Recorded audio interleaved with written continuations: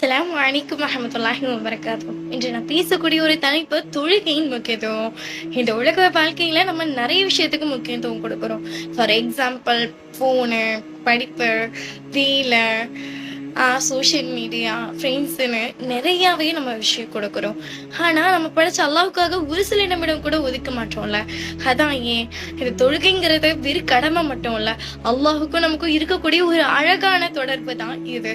நம்ம கஷ்டத்தில் இருந்தாலும், நம்ம வேதனையில் இருக்கும் போதும், யாருக்கிட்டையும் சொல்லக்கூடியது ஒரு சுச்சுவேஷனில் இருக்கும் போதும் சஜிதால் அல்லாஹ் கிட்ட போய் பேசுகிறோம்ல, அந்த ஒரு நிம்மதி வேற எந்த ஒரு விஷயத்துலையும் கிடைக்காது. முகமது நபி ஸல்லல்லாஹு அலைஹி வஸல்லம் சொல்லியிருக்காங்க, ஒரு மனிதருக்கு ஷிர்க் மற்றும் குஃப்ருக்கு இடையில் இருப்பது தொழுகையை விடுபவர்கள் தான் அப்படின்னு சொல்லியிருக்காங்க. இது சஹீஹான முஸ்லிம்ல கூட இருக்கு. ஸோ இந்த ஹதீஸ்ல மிக தெளிவாக இருக்க தொழுகையோட முக்கியத்துவம்.